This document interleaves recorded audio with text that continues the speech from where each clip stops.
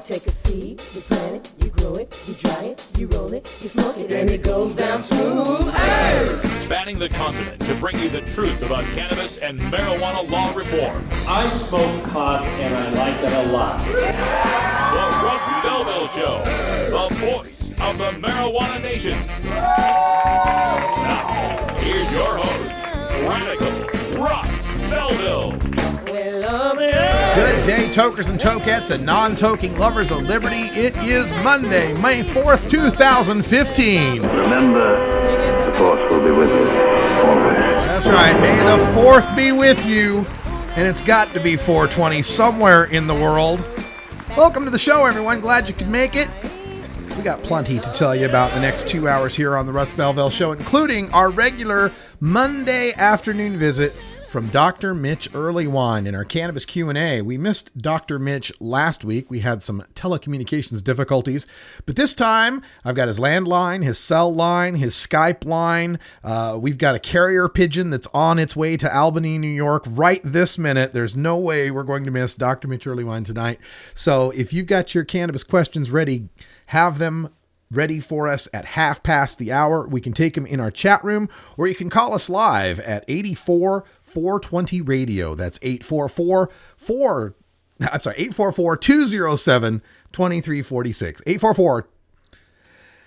844-207-2346. Make sure I say it slow enough for everyone to write it down. Also, want to remind everybody that our iPhone app is now out. So on Android and iPhone, you can get the 420 Radio app, the simple app that works like a radio. You turn it on and sound comes out. Also, it contains the archives of the most recent 10 episodes of the Russ Belville Show, just in case you've missed any. So check that out. You can go to 420radio.org/app, or you can go to 420radio.buzz. Either website address will get you there to the download links for the iPhone or the Android version.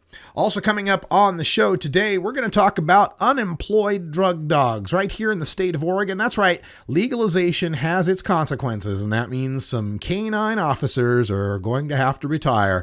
We'll tell you all about that in Behind the Headlines right after the 420 Radio News. Also on the show today, we're going to do some drug war data mining, some interesting data mining that has really nothing to do with drugs. It has all to do with the roads in Michigan, and we're going to suggest why an idea of taxing pot for potholes could gain some traction there, because God knows the cars can't on those roads in Michigan. Also coming up on the show today, we'll have time for a radical rant. At the end of the show, I'm going to tell you why legalization is not to blame for the recent reductions in medical marijuana in the Pacific Northwest. No matter how much some medical advocates try to make it that way, try to scapegoat giving us our rights to enjoy marijuana, it just ain't so. We'll take a deeper look at that in the Radical Rant. But like I said, it all starts off with the 420 Radio News, and in the headlines today, the Supreme Court has asked the Obama administration about its opinion on the 3 states that are suing Colorado for its recreational marijuana law. The governor of Puerto Rico signed an executive order yesterday legalizing medical marijuana in the U.S. territory. We're also going to talk about the state of Illinois and recent additions suggested for its medical marijuana program qualifying conditions.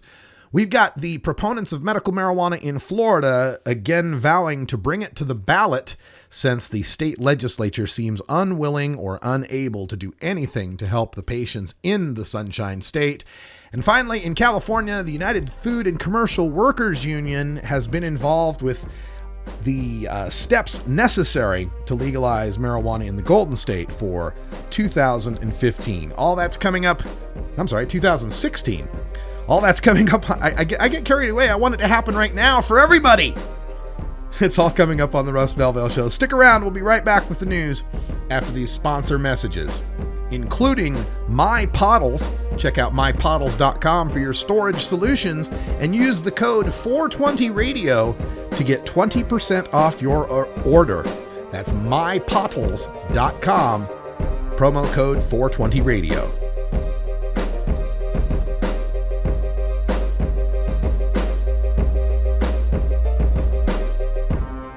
You're tuned into the Russ Belville Show, the voice of the marijuana nation.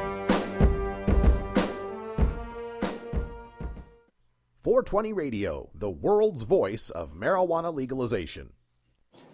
420 Radio is brought to you by Sacred Serum, who is focused on creating elegant and sophisticated cannabis solutions through its line of dispensers and vaporizers that come preloaded with the world's finest cannabis concentrate. Sacred Serum's concentrate is made on pharmaceutical-grade supercritical CO2 extraction machines that use absolutely no butane or other toxic chemicals. The Vesica, the company's innovative new way to dab and frost, is now available in dispensaries across California. Sacred Serum, elegance and sophistication concentrated. Oh man, I really dig this tune. You should really check out this groove. Cool.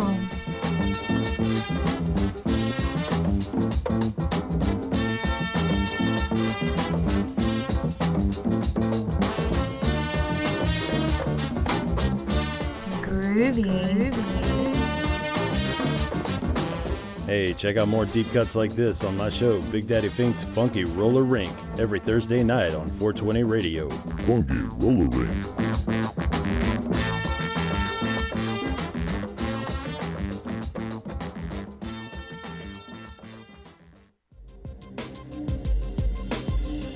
Are you tired of storing your herb in back alley baggies? Then keep your herb fresh and protected with Pottles.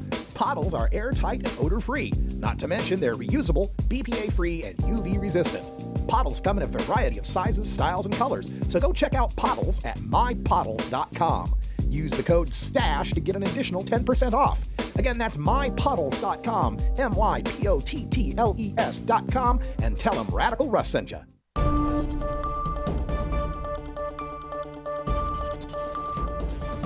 It's time for the 420 Radio News, covering the latest headlines in consumer cannabis, medical marijuana, and industrial hemp. Transcripts of 420 Radio News are available daily on our website at 420radio.org. Now, here's Russ Belville with your marijuana headlines in 4 minutes and 20 seconds. This is your 420 Radio News for Monday, May 4th, 2015.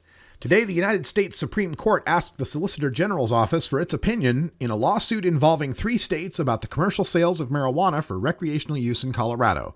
The lawsuit was brought by the state of Nebraska and Oklahoma last December when their attorneys general asked the Supreme Court to rule on the legality of the Colorado's legalized marijuana law in an original jurisdiction case. Nebraska and Oklahoma aren't asking that Colorado now stop personal marijuana use or to go back to its previous laws that prosecuted marijuana use as a crime in the state.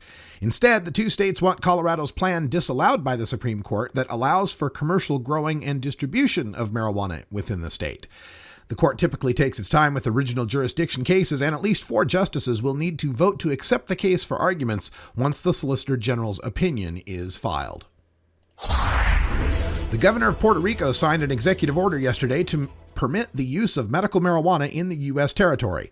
Governor Alejandro Garcia Padilla said the island's health secretary has 3 months to issue a report detailing how the executive order will be implemented, the impact it will have, and what future steps could be taken.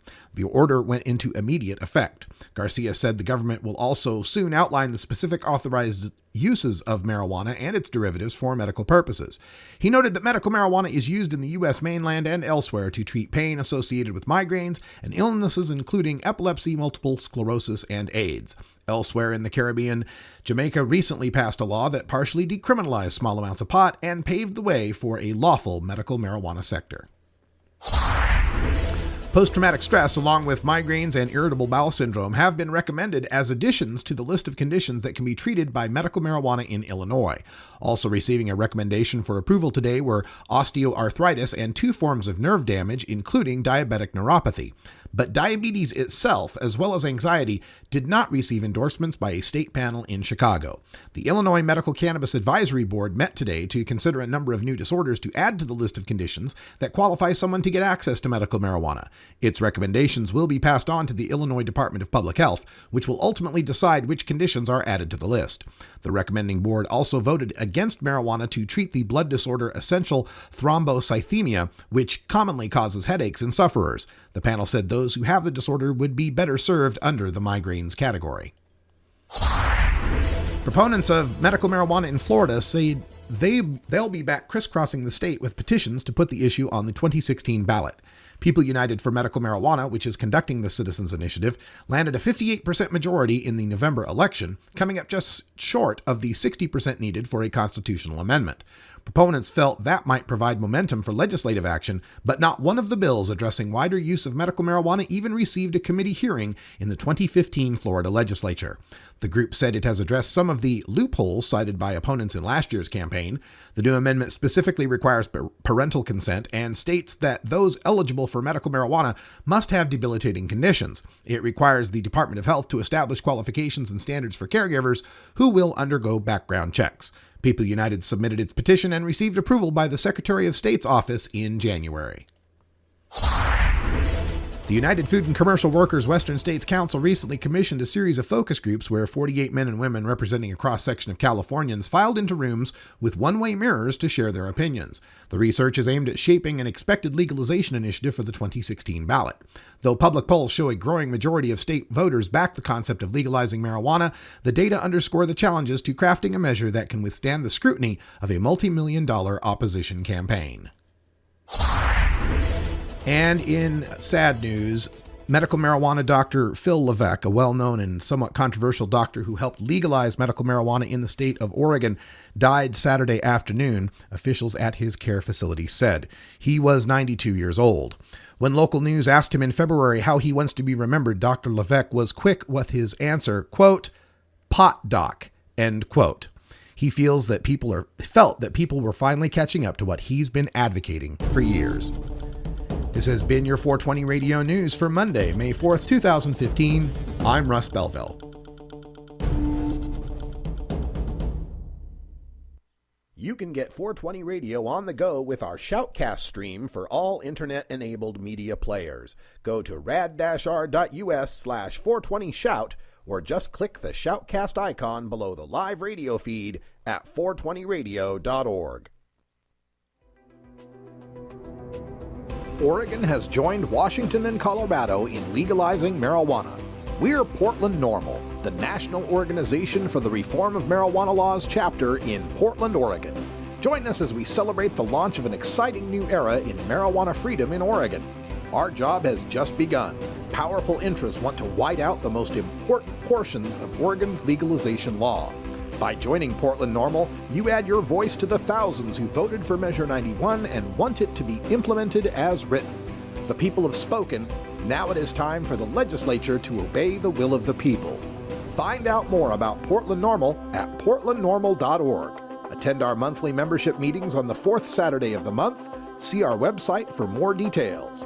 Portland NORML, ensuring responsible adult marijuana consumers are afforded the same rights, privileges, and responsibilities as beer drinkers. If you're an adult who enjoys a good beer, there's a similar product you might want to know about. One without all the calories and serious health problems. Less toxic so it doesn't cause hangovers or overdose deaths, and it's not linked to violence or reckless behavior. Marijuana. Less harmful than alcohol, and time to treat it that way. For more information, visit marijuanaissafer.org.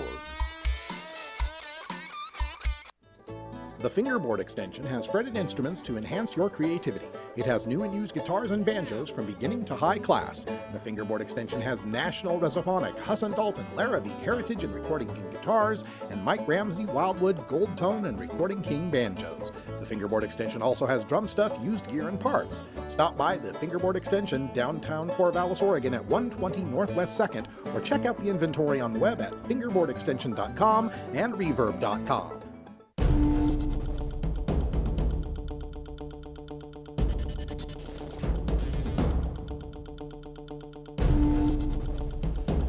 Welcome back, everyone. Time for us to go behind the headlines. And today I'm looking at a piece that came out in the Washington Post Sunday edition. Fantastic headline reads, "A byproduct of legalized marijuana in Oregon, unemployed police dogs." Yes, we're very happy about that happening here. Yes, good boy. The story by Peter Hawley explains that there's 2 drug dogs in Medford, Oregon. That would be Southern Oregon, the growing capital of Oregon, kind of the northern tip of the Emerald Triangle, if you will. 2 drug dogs named Narc and Cody. Narc, what a shame. Narc is a Belgian Malinois and Cody is a lab mix. Both of them are trained to alert to the presence of drugs. Narc will sit, Cody will freeze in place.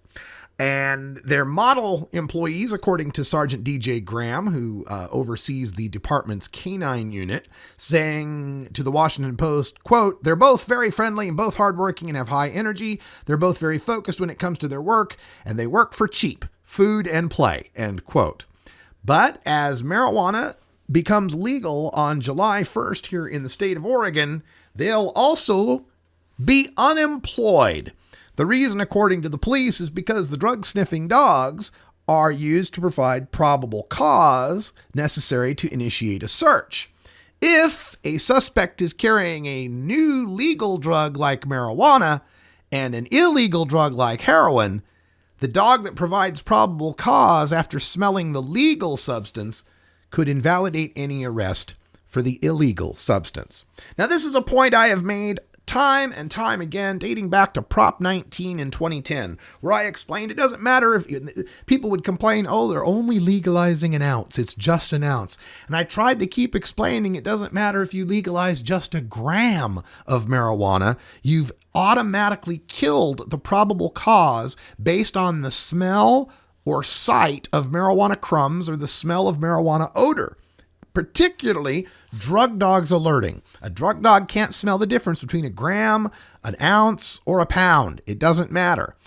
So this has also been borne out in the statistics we've seen in Washington and Colorado since legalization. Not only did those crimes which became legal go away, those possession of less than an ounce, but those crimes that are still crimes, possession of more than an ounce, or in the case of Washington State, home cultivation, prosecution for those went down as well by large degrees.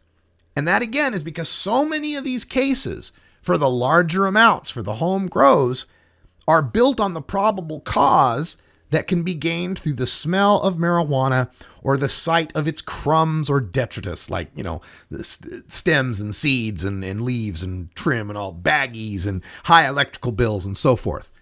Once you begin the process of legalization and you end marijuana as contraband, you take one of the most important steps in fighting for the rest of our freedoms.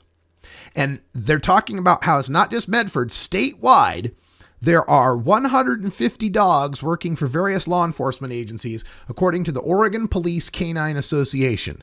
60 of those dogs are assigned to drug enforcement. That's 60 drug dogs that are going to lose their jobs. Now, some people might think, could you retrain them? Just retrain them to not alert for marijuana. Folks, it doesn't quite work that way. The old adage of you can't teach an old dog new tricks. It's not like trying to teach them a new trick. You're trying to teach them to unlearn a trick they already know. And that's going to be difficult to almost impossible. And even if they did claim to be able to do such a thing, any good defense attorney on cross-examination could get that thrown out of court once the marijuana becomes legal. Now, each one of these dogs, it costs about $12,000 to train one of these drug dogs. So that's the police are now requesting more money to get replacement dogs. In Medford, where they're losing Cody and Narc, they're requesting $24,000, $12,000 each, to replace Cody and Narc with dogs that only train to alert on heroin, cocaine, and meth, but ignore marijuana. And this is not just in Oregon. We've seen the same story repeated a couple years ago in Washington State and Colorado. I'm sure there will be a story coming out about the Alaska police dogs that are having to be retrained and the Washington, D.C. police dogs that are going to have to be retrained. And with the recent decision by the U.S. Supreme Court that the police can't detain you at a traffic stop any longer than necessary for the traffic stop in order to bring in a drug-sniffing dog, we are getting great news about the use of canines to abrogate our rights as cannabis consumers in this country. It'll be a fine day when dogs are no longer used to go after non-violent cannabis consumers or drug consumers of any type, but instead reserved for those situations of controlling violent criminals who might be on the run seeking to do harm to the rest of us. That's the best thing I can think of for our police canines.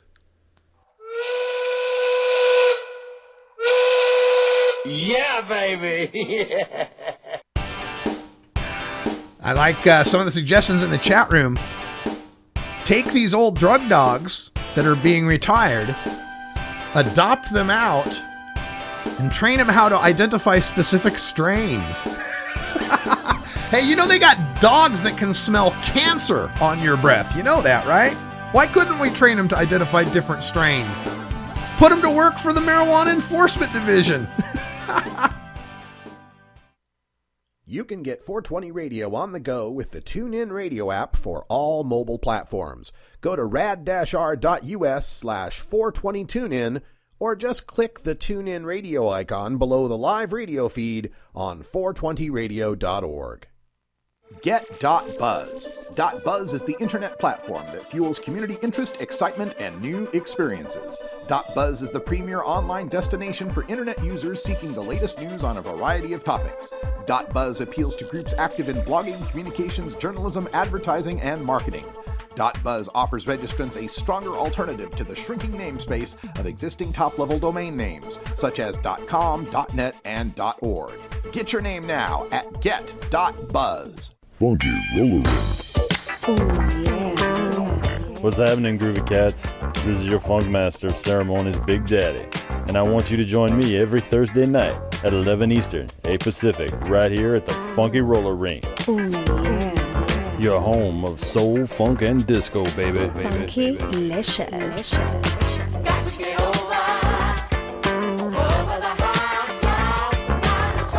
There's always a party at the Funky Roller Ring.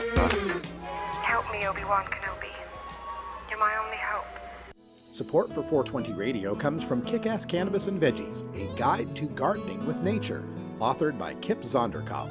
Based on the ethos that a living soil is the foundation of a thriving garden, Kick-Ass Cannabis and Veggies is your guide to naturally growing resinous buds and nutrient-rich veggies. Get the ebook now with instant download at kickassorganics.com. Previews available on Amazon, iTunes, Nook, Google Play, Kobo, and many other online retailers. Arguing for the end of adult marijuana prohibition is easy because we have facts, science, reason, compassion, evidence, truth, and logic on our side. It is even easier when researchers catalog it all for us. Learn how to gather the facts on marijuana use, arrests, seizures, rehabs, drug tests, and more in this edition of Drug War Data Mining. Welcome back, everyone. And today, the Drug War Data Mines take us to the great state of Michigan. And we're going to take a look at some data that have nothing to do with marijuana whatsoever. It has to do with the roads in Michigan. And it's something I recall from my travels in the 90s. First time I ever went to Detroit, I was excited that I'd be going to the Motor City. And then once I was out on the roads in my rental car, I was shocked at how bad the roads in a place called the Motor City could possibly be. Worst roads I've ever driven on in my lifetime. And this is reflected in some of the costs that Michiganders are paying due to these bad roads. According to TRIP, which is a research firm based in Washington, D.C., and this is a report from the Wall Street Journal, it costs an extra $4.8 billion for Michiganders in extra auto costs per year. $4.8 billion. That works out to $686 per driver just for the bad roads in the form of, well, lower gas mileage that you get, balding tires, cracked windshields, and rapid vehicle depreciation.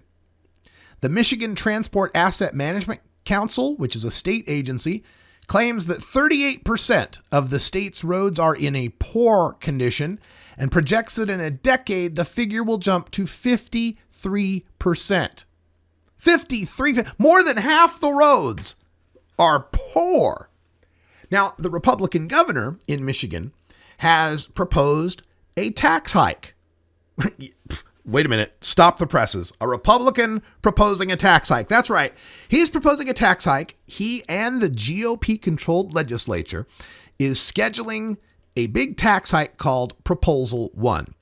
And Proposal 1 are four changes to the state constitution, plus 8 additional pieces of legislation that would go into effect upon approval. So there's a big, massive, complicated thing. The main parts of it, according to the Wall Street Journal, is to jack up the state sales tax to 7% from its current 6%. So a 1% rise in the sales tax, or proportionally raising the tax by 16 2/3%, right? From 6 to 7% is a raise of 16 point, whatever. You get the point, right? It's going to cost poor people more money because, rich people don't buy proportionally that much more stuff. Sales taxes are always regressive upon the poor. Another tax they were going to boost is the price of gas. They're going to revamp tax collection at the pump and boost vehicle registration fees, right? All things that are disproportionately going to hurt poor people in Michigan. Now, this measure, this Proposal 1, if it works out to what they're predicting, would work up to $2 billion in additional revenue. But only $1.2 billion of that would actually go for the roads. The other $0.8 billion is going to go for schools and local government and other spending, and an expansion of the earned income tax credit. So in other words, the taxpayers are going to get hit with all that extra sales tax, extra vehicle tax, extra gas tax, but not all of that tax is going to go for fixing their roads. And the problem this brings up to me, and keep in mind that we're talking about Michigan, which is a state that's got, it's fairly northern state. It freezes. It's right by the, split by the Great Lakes. So it's got a lot of freezing and thawing, and that cracks the roads up. But consider that other states nearby, like Indiana, Ohio, and Wisconsin, okay, in Indiana, they spend $339 per capita on their roads. Ohio spends $258 per capita. Wisconsin spends $295 per capita on the roads. Michigan spends $126 per capita. Not only is that lower than the rest of the states near the Great Lakes, that's the lowest in the country. They're spending less on fixing the roads in perpetually freezing and thawing Michigan than someplace like Arizona or something. It's crazy. So they're looking at raising these sales taxes and raising these vehicle fees and raising the gas taxes. And I just got to say, there seems to be a novel solution that would not disproportionately hurt the poor, that wouldn't completely solve the problem by any means, but at least it would go toward fixing the problem, and that is tax pot for potholes. Tax pot for potholes. Legalize marijuana in the state of Michigan, tax it, and with those tax revenues, direct them to go toward fixing the roads. Now, there's no way it's going to generate $1.2 billion a year by doing that. Already in Colorado, they've generated 70 million, 77 million in Colorado. Colorado's about 5 million in the state. Michigan's close to 10 million. Maybe you generate 140 million, 120 million if you want to be conservative. That's only 1/10 of what this Proposal 1 would generate. But hey, if I'm a driver in Michigan spending an extra $686 a year because of bad roads on fixing my car and low gas mileage and all that, cracked windshields, I'd gladly take a pot tax that would cut that bill by 10%. Hell, legal weed and slightly better roads? It's a win-win. 420 Radio is 24-hour marijuana legalization radio.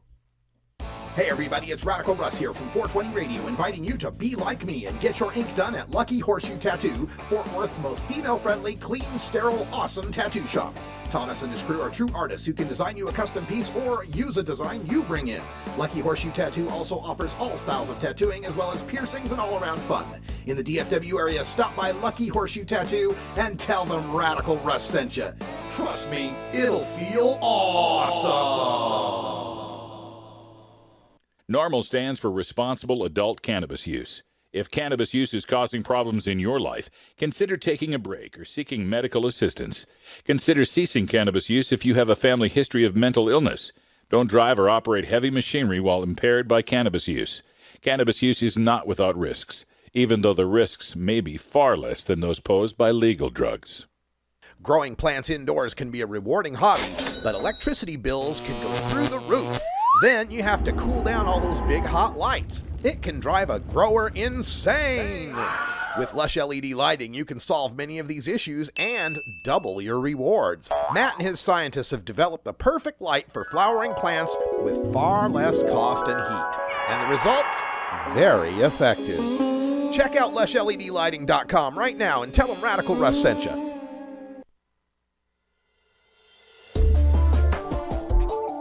It's time for the Russ Belville Show's Cannabis Q&A with Dr. Mitch Earlywine. Dr. Earlywine is a professor of psychology at the State University of New York at Albany and a leading author and researcher on cannabinoids and health, who pins the Ask Dr. Mitch column for High Times magazine. Get your questions ready in our live chat or call in to 971-533-7111 now. All right, welcome back, everybody. Time for our regular weekly dose of medicine. We got Dr. Mitch on the Skype line. How you doing, Mitch? Having a great day. Oh, sounding clear as a bell, too. Good to hear from you. Hope everything's good there in Albany. And before we get started, I want to remind folks that if you've got questions for Dr. Mitch Earlywine on cannabis science, culture, history, or health, get into the chat room. It's ready right now. If you go to 420radio.org, click that button that says live chat, and you can log in and chat with the rest of us. Or if you're old-fashioned, you want to call in with the telephone, you can do so on our toll-free line. It's 844-207-2346. That's 84-420-radio. But of course, we always start things off by giving Dr. Mitch the first word to tell us what's the latest in cannabis science, Dr. Mitch.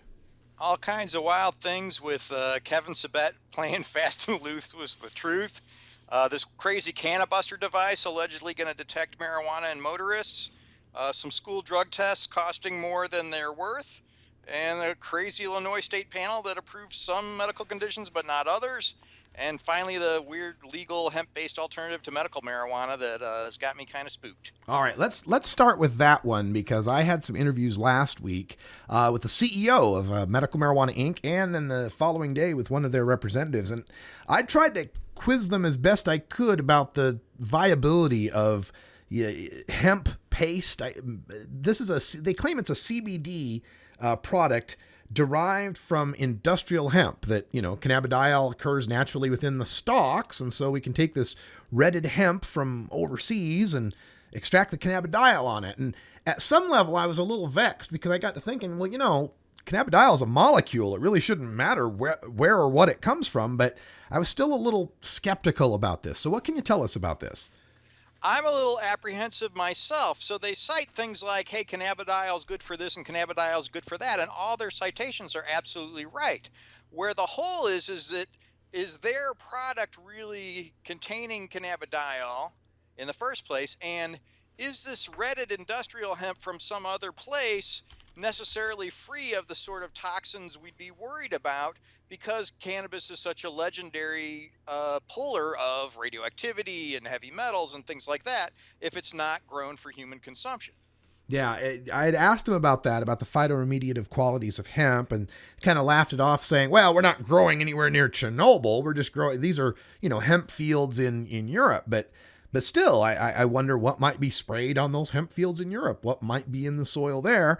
And then another consideration I had was just pure old-fashioned trust in greed. And that is, if it were so easy and so useful to get CBD out of industrial hemp, why would GW Pharmaceuticals be wasting its time trying to get, clinical trials out of cannabis-based CBD? Well, the irony is CBD is actually still Schedule 1, despite all kinds of ranting and raving about how it's not.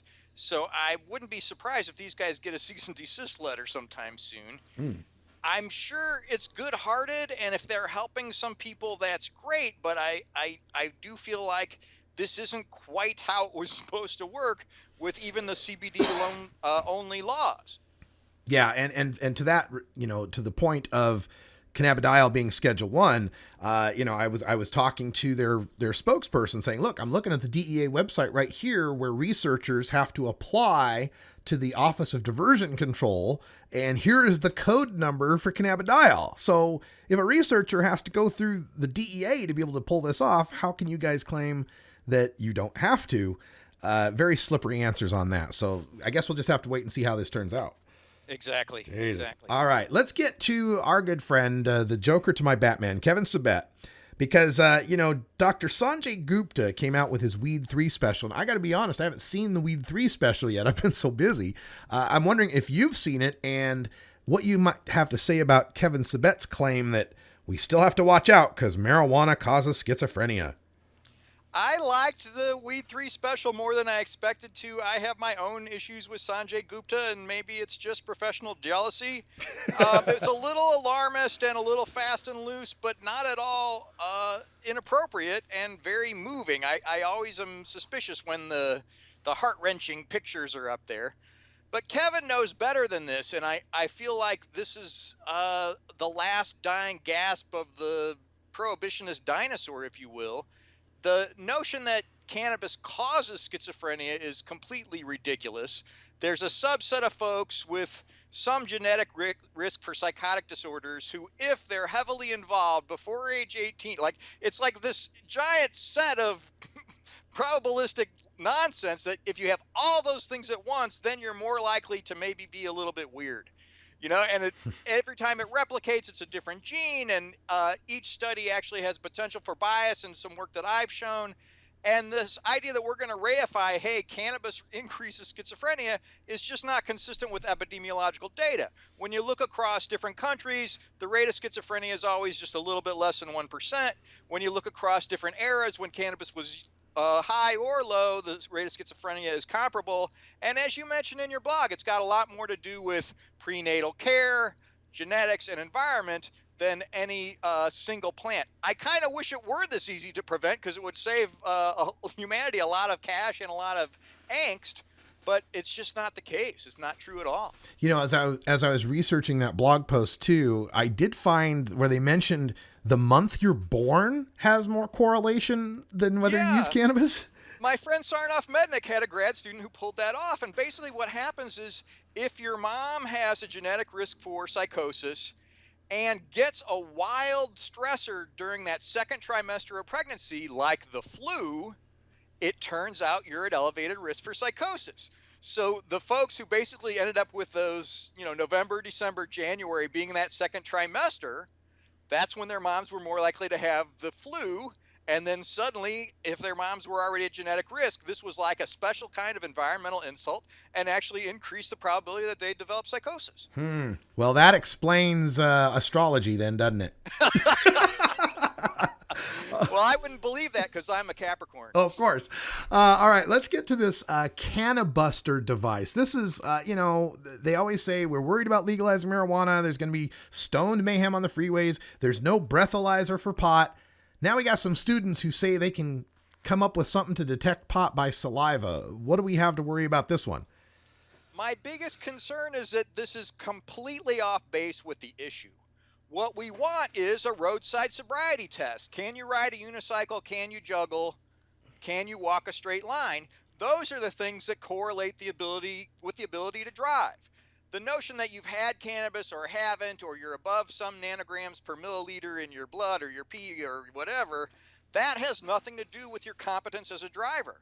So I would much rather see this money go towards validating a nice roadside sobriety test like the ones we have for alcohol, rather than this perseveration on trying to find some molecule that's going to reveal who is and who isn't impaired. Vendikar in our chat room says, damn, Doc, I can't do any of those things sober. Exactly, and that's the point. I've had alcoholics in treatment who they don't drive until they're above about 0.04 because otherwise they got the shakes so bad they can't drive. Wow. All right, let's get to the subject that's, near and dear is not the right way to put it. Something that's burns in my heart, and that is this school drug testing. Washington Post showing that it's costly, ineffective, and more common than you think. Even the pediatricians are against this, aren't they?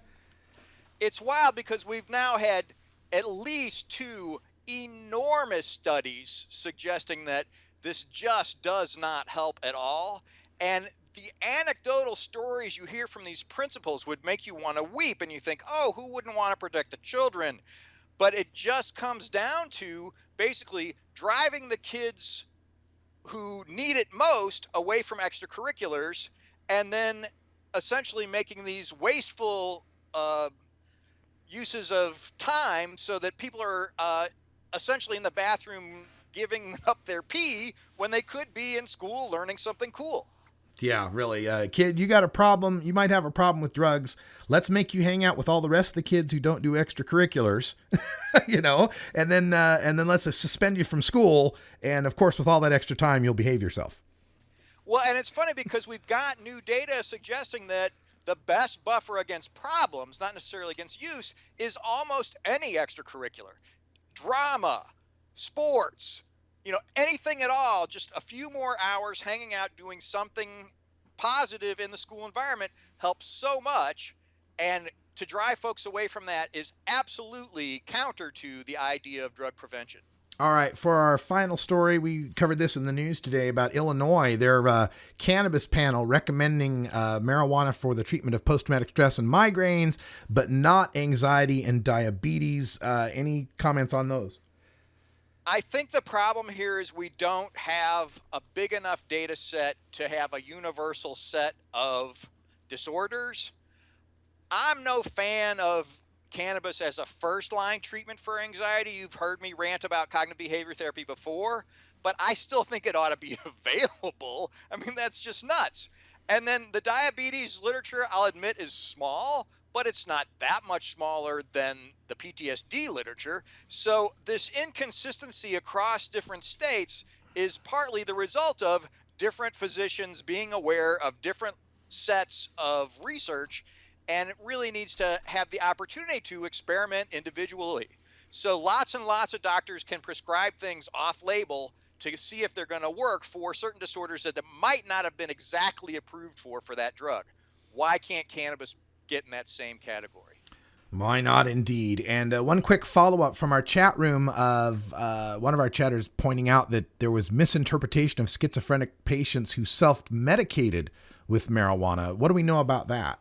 Well, what's interesting is, so we had a subset of folks who may have shown some psychotic features prior to using cannabis, and we actually have data to suggest cannabidiol does decrease some of the magical ideation and more stereotypically psychotic symptoms. And I have a kind of mathematically wonky paper out that basically shows that some of these psychosis scales are actually biased against cannabis users, because one of the items is something like, I use words in strange and unusual ways, and anybody who's kicked back at 420 with their homies with the chronic, of course thinks they've used words in strange and unusual ways. It's not about being psychotic, it's about being part of our culture. Well, man, that's totally dope, Daddy-O. Folks, that's all the time we got for our Cannabis Q&A with Dr. Mitch. But again, if you want to get your question in private on the down low, don't want anybody else to hear about it, you can always send it to Dr. Mitch directly by emailing 420research@gmail.com. That's 420research@gmail.com. Dr. Mitch, thanks so much, and we'll talk to you next week. Thank you. All right, when we come back, we'll have time for a radical rant. Legalization is not to blame for the Pacific Northwest medical marijuana reductions. We'll tell you why when we come back.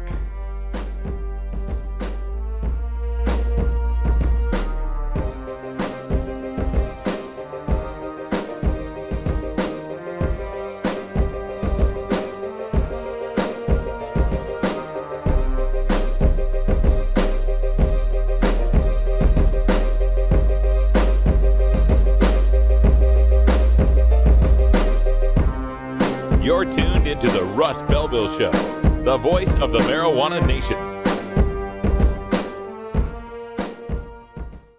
420 Radio, the activist radio station. Adam Hand of Handmade Apparel produces quality custom designs for t-shirts, hats, and other apparel. Handmade Apparel is the official design shop for 420 Radio, among many clients who rely on Adam Hand for everything from short-run custom projects to full-run clothing lines. Visit handmadeapparel.biz to browse the selection of handmade gear or to get a personal quote for your own designs. Handmade Apparel, a proud supporter of 420radio.org. And now, a message from former President George W. Bush to remind the American people of our responsibility in our nation's war on certain American citizens using non-pharmaceutical, non-alcoholic, tobacco-free drugs. One major responsibility is to encourage people to use less drugs. That's right, America, use less drugs. Put down the Prozac, the Vioxx, and the Levitra, and turn to the herb. Use less drugs. Our national policy is no longer just say no, it's now just slow down. You get me too high. I overanalyze. If you've ever been too high, then you can sympathize. You get me too high. And I start to fly if I said some silly thing, and that's the reason why. At Herbie's Cannabis Seeds, we pride ourselves on bringing you the best quality seeds from the world's most respected cannabis seed producers, all at the lowest online prices. You can find Herbie's Seeds at herbiesheadshop.com. All cannabis seeds are sold as souvenirs and as a means of preserving cannabis genetics. Herbie's Seeds in no way intends to condone, promote, or incite the use of illegal or controlled substances. We strongly urge all prospective customers to check their national laws prior to placing an order. Herbie's Seeds at herbiesheadshop.com. Proud sponsors of the Russ Belville Show and 420 Radio.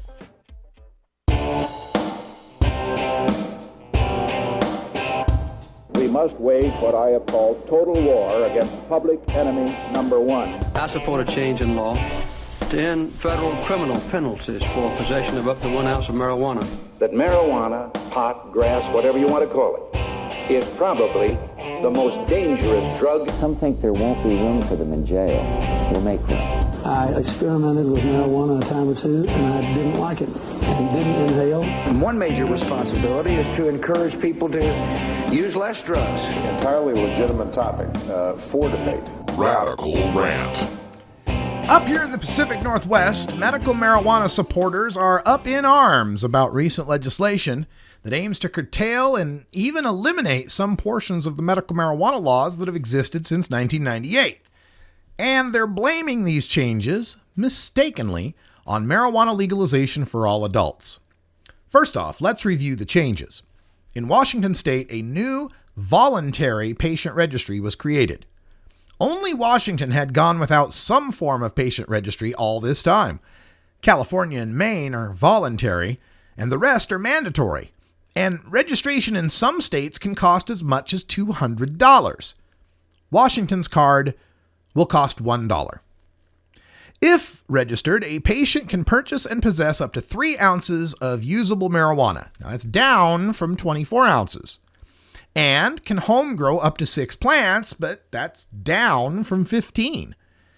They can also form cooperative grows of up to 4 patients, that's down from 10, who may cultivate 60 plants, and that's up from 45. Unregistered patients, however, will be allowed just 1 ounce, just like personal adult use consumers, and those patients will be allowed to home grow 4 plants, unlike personal adult use consumers whose home grow rights aren't yet recognized by legalization. Most troubling to Washington patient advocates is that the plethora of unregulated, unlicensed, uninspected, tax-free medical marijuana dispensaries will be shuttered, and patients will have to shop in the same regulated, licensed, inspected, taxed marijuana stores as everyone else. A new designation of a medically endorsed store is created, requiring those stores to carry some medical-only products, CBD salves, for instance, to train their employees on medical advising, and allowing those stores to give medicine for free to qualified patients.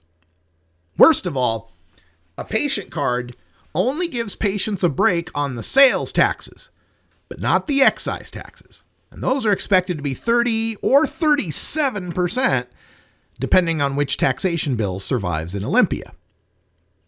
In Oregon, it looks as though our changes will be far less draconian, and in some cases, an improvement. Patients will still be able to cultivate 6 mature plants, But no longer will the state count how many immature plants are cultivated. The definition of mature becomes botanically accurate, a plant with buds, instead of our stupid current law that says a plant over 12 inches tall is mature. And no longer will we care how much usable marijuana a patient possesses at home or the grow site. But what has advocates in Oregon upset are the changes to multi-patient grow sites. Currently, we have what are called card-stacked gardens. A patient can designate a grower who can cultivate those 6 mature plants for the patient. A grower can cultivate for up to 4 patients. Many growers can cultivate on the same land. Multiply 6 plants times 4 patients times X number of growers, and soon we had marijuana farms, mostly outdoors, producing monster 15-foot plants that produce pounds of usable marijuana each. Now, the Oregon proposal is to limit the current grow sites within city limits to 24 mature plants and those in rural areas to 96. A new 4-year residency requirement to become a grower is proposed, though it may be unconstitutional. And the new grow sites would be limited to just 12 mature plants in the city and 48 mature plants in the country. There are also proposals to require record keeping and inspections for any growers cultivating for others, and the most recent proposal requires that those records are kept for 2 years.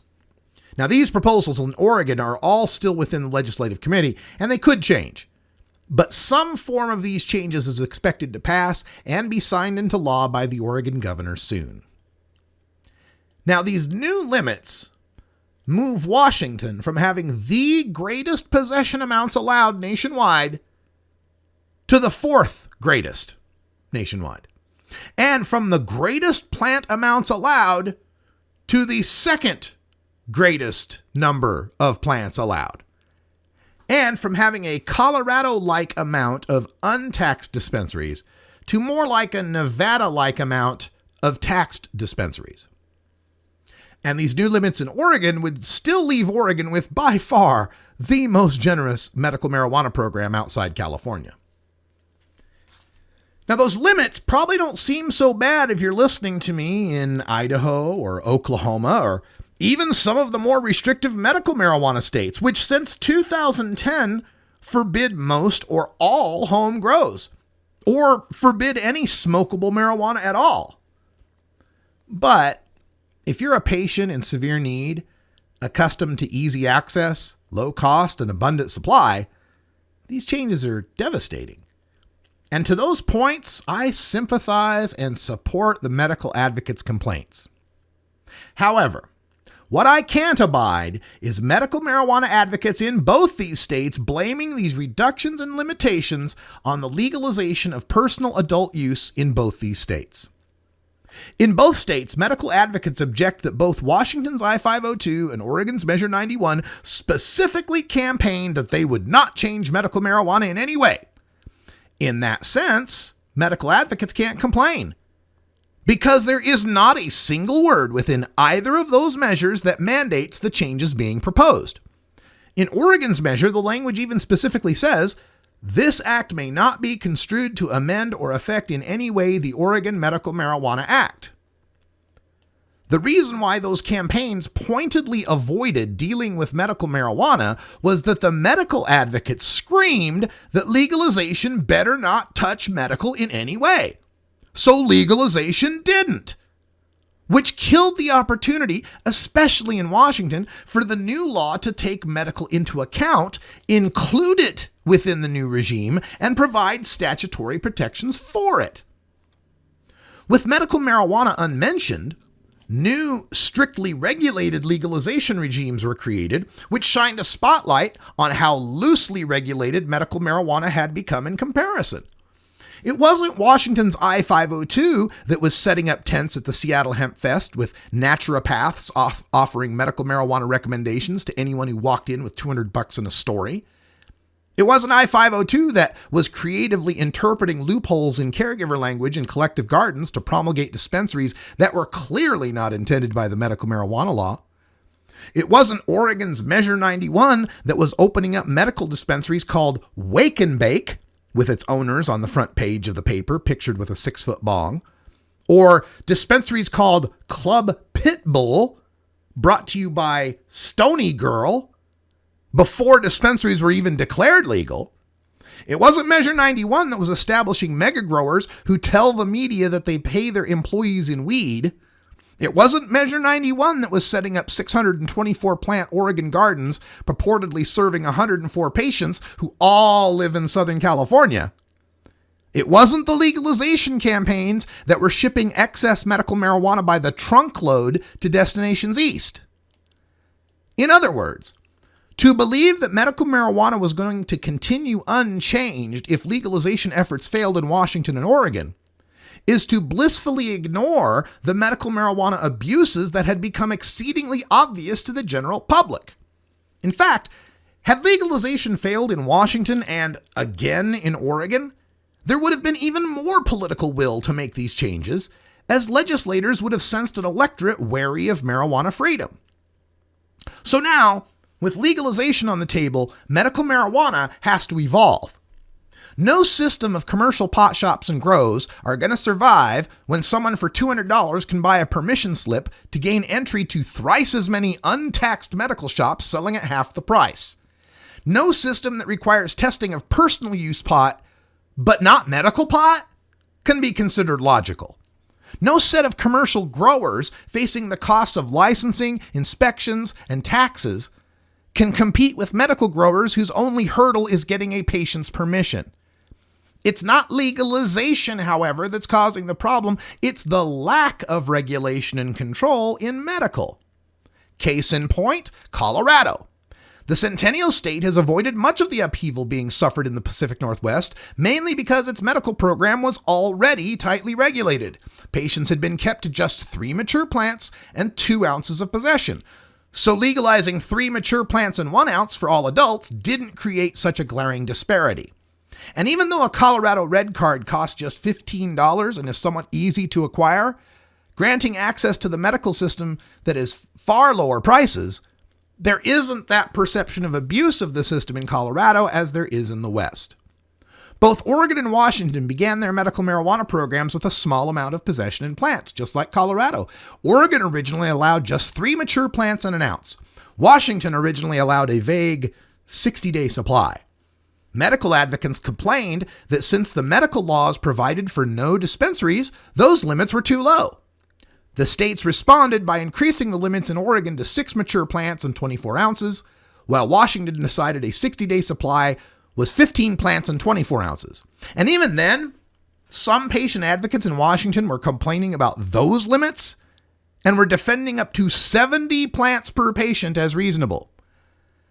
But then when the dispensaries began to appear in Washington and Oregon, nobody ever recognized that the reason medical advocates gave for needing increased limits had now vanished.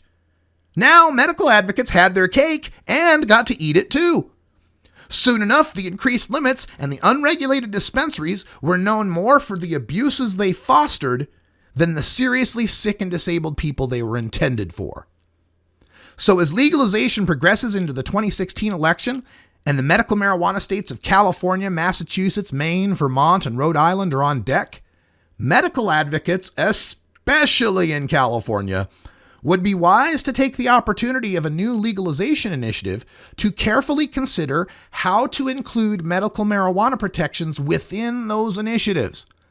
Promising that medical marijuana shall never change while offering zero language to include medical marijuana within legalization doesn't seem to be possible so long as state legislatures exist. Well, folks, that's all the time we got for today. Time flies when you legalize. That's my radical rant, and the text version of that should be up on High Times tomorrow afternoon. Check out hightimes.com for my Tuesday and Friday regular column, The Radical Rant. A lot of what you hear here ends up there. That's all the time we got for today. Thanks for joining us in Hour 1. Stay tuned for Hour 2. Toker Talk Radio is coming up next. We'll take your calls at 84-420 Radio. We got plenty more to talk about in the news today. including a Republican who says pot enhances psychosis and dare being fooled by the onion. This is the Russ Belville Show. The Russ Belville Show is blogging and podcasting daily at RadicalRuss.com. For everyone here at Roller J Studios, I'm Radical Russ. Thanks for joining us. And until next time, may the 4th be with you. And take care of each other, tokers.